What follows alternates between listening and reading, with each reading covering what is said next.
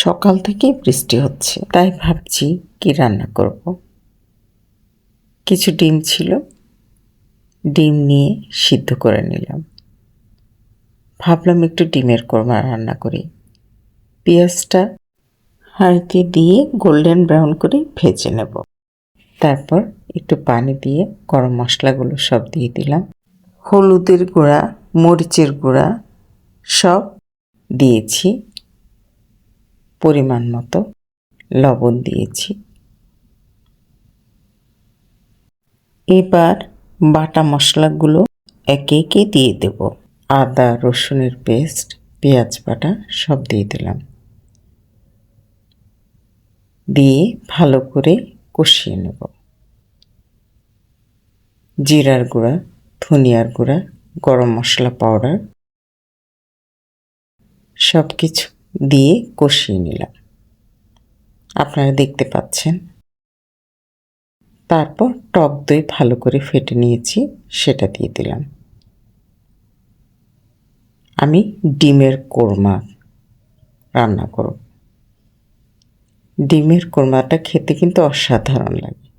একটু ধনিয়া পাতার সস বানিয়েছিলাম, সেটা দিয়ে দিলাম। আপনারা এখানে টমেটো ক্যাচাপও দিতে পারেন।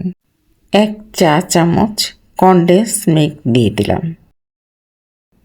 এই কনডেন্স মিল্কটা দিলে টেস্টটা অনেক বেড়ে যাবে। আমি চিনি দেব না, সেই জন্য আমি কনডেন্স মিল্ক দিয়েছি। দিয়ে ভালো করে মিলিয়ে নিয়ে কষিয়ে নেব।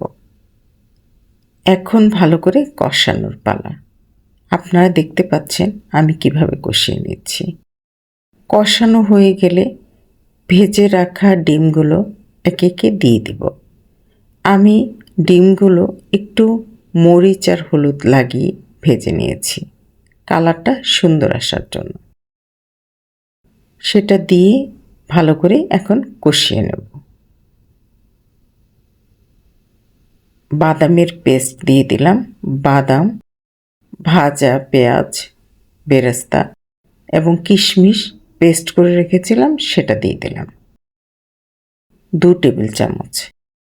এখন গ্রেভিটা অনেক ঘন এবং খেতে অনেক ইয়ামি হবে।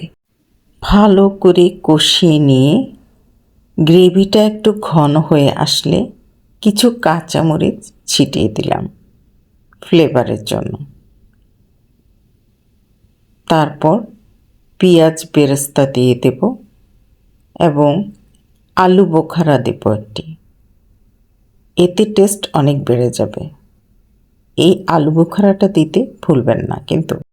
কিছু কিশমিশ ধুয়ে রেখেছি, সেটা দিয়ে দিলাম। আমার ডিমের কোরমা রেডি টু সার্ভ। সকালবেলা আমি সার্ভ করতে পারি।